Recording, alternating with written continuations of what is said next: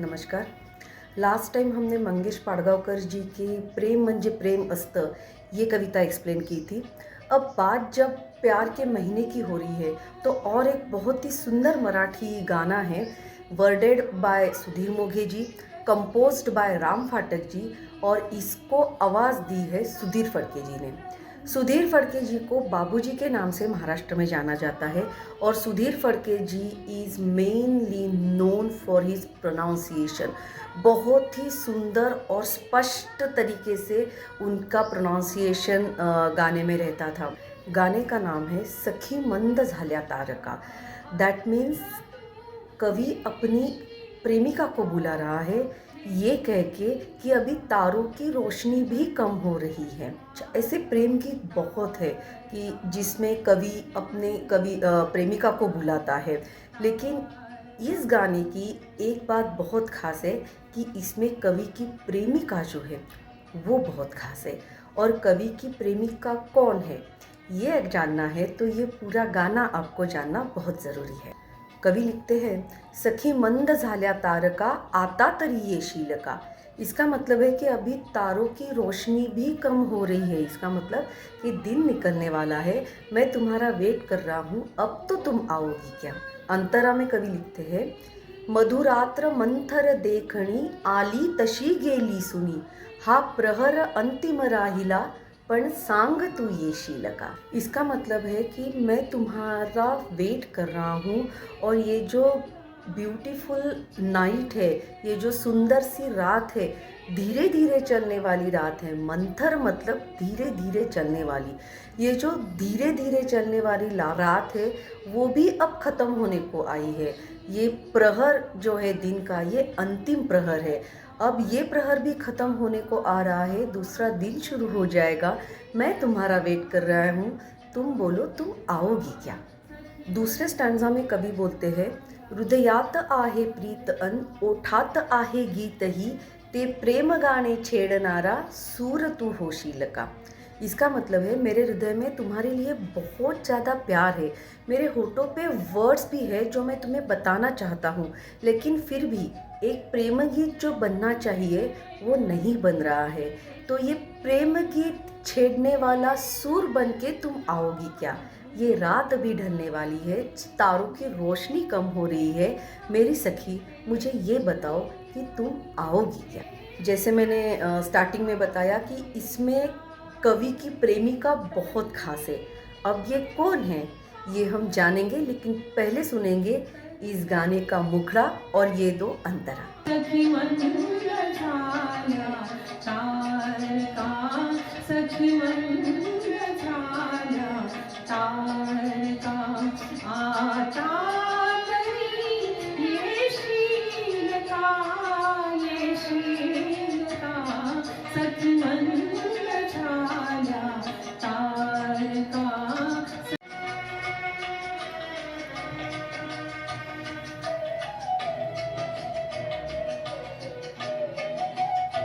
मधुरात्र अंतर देखणी आली तशी गेली सुनी, मधुरात्र अंतर देखणी आली तशी गेली सुनी, हा प्रहर अंतिम राहिला, हा प्रहर अंतिम राहिला,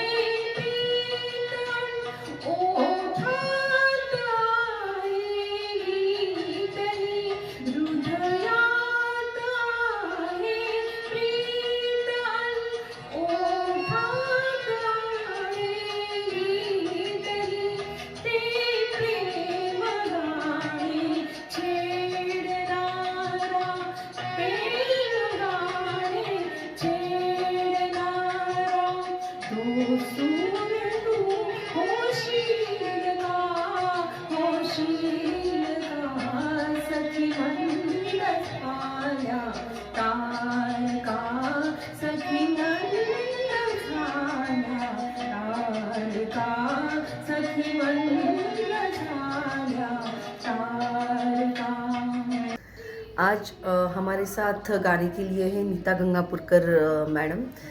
ये सिंगिंग क्लासेस लेती है। शी इज़ विशारद in music and I really want to thank her for her contribution in this venture. अब हम जाएंगे तीसरे अंतरी की तरफ। इसमें कवि लिखते हैं, जे जे हवे ते जीवनी ते सर्व आहे लाभले, तरीही उरे काही उणे, तू पूर्तता होशील का। इसका मतलब है कि जो कुछ भी मुझे चाहिए जीवन में वो मुझे सब मिला है, लेकिन फिर भी ऐसा लग रहा है कि कुछ तो कम है। अब ये जो कमी है, तुम आकर ये कमी पूरी करोगी क्या? Will you please come and complete my life. मेरी सखी, ये रात अब ढलने वाली है, सितारों की रोशनी भी कम हो रही है, नया दिन शुरू होने वाला है, मुझे बताओ कि तुम आओगी क्या। लास्ट स्टैंजा जो है वो इतना सुंदर है, मुझे लगता है कि शायद मेरी वोकैबुलरी कम पड़ जाएगी वो स्टैंजा का फीलिंग समझाने के लिए। इतना सुंदर लिखा है। कवि लिखते हैं, बोलावल्या वाचूनही मृत्यू जरी आला इथे, थांबेल तो ही पळभरी, पण सांग तू येशील का। इसका मतलब है कि बिन बुलाए अगर मौत भी आ गई तो वो भी रुकेगी। I am waiting for you, I am ईगरली waiting for you.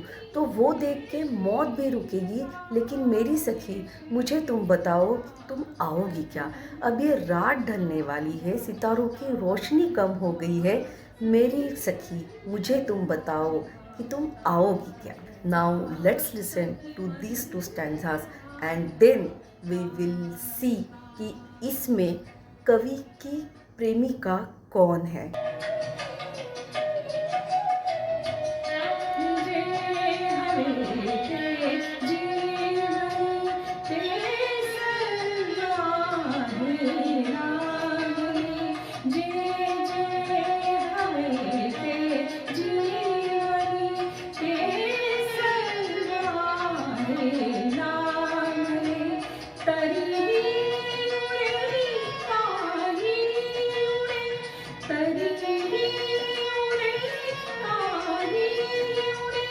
तू पूर्णता करशील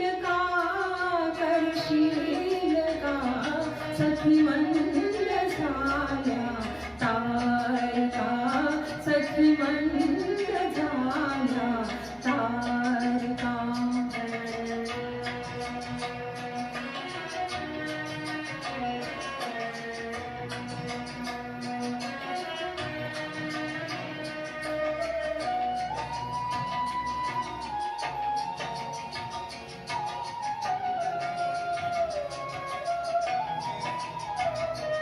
बोलावल्या वाचूनही मृत्यू जरी आला इथे, बोलावल्या वाचूनही मृत्यू जरी आला इथे, थांबेल तोही पळभरी, थांबेल तोही पळभरी, पण सांग तू येशील का, येशील का, सखी मंद झाल्या तारका, सखी मंद झाल्या तारका। आता तरी येशील का, येशील का, सखी मंद झाल्या तारका, सखी मंद झाल्या तारका, सखी मंद झाल्या तारका। अब मैं बात करती हूँ कि इसमें कवि की प्रेमिका कौन है। ऐसा कहा जाता है कि Sudhir Moghe ji wanted to write a love song, लेकिन उनको कुछ वर्ड्स सूझ नहीं रहे थे। कुछ वर्ड्स दिमाग में थे, लेकिन फिर भी उनको ऐसा लग रहा था कि जो प्रेम गीत बनना चाहिए वो नहीं बन रहा है। तो इसमें उन्होंने अपनी प्रेमिका को, मतलब उनकी जो प्रेमिका है वो है उनकी प्रतिभा, उनकी कविता लिखने की प्रतिभा।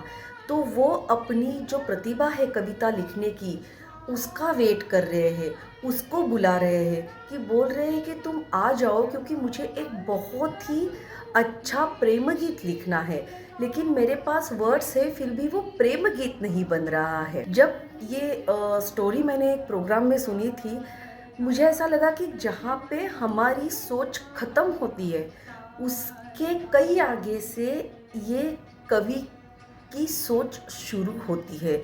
दे are such a great poet, great lyricist. अपनी कविता लिखने की प्रतिभा को उन्होंने अपनी प्रेमिका बताया है। और समटाइम्स आई वंडर कि अगर ये स्टोरी बताई जाती है कि उनको सूझ नहीं रहा था, तब अगर इतनी सुंदर रचना हो सकती है, तो जब वो पूरा प्रिपेयर हो गए कि मुझे आज गाना लिखना है या कोई भी गीत लिखना है, तो कितनी सुंदर रचनाएं उन्होंने की होगी। और ऐसे ही सुंदर रचनाएं हम आपको आपके लिए लेके आएंगे। I really want to thank Neeta Gangapurkar ma'am once again for her contribution and for joining me in this venture. And all of you, keep falling in love with Marathi language and its literature, and stay tuned with Apna Gana by Happy Homemakers. Thank you. धन्यवाद.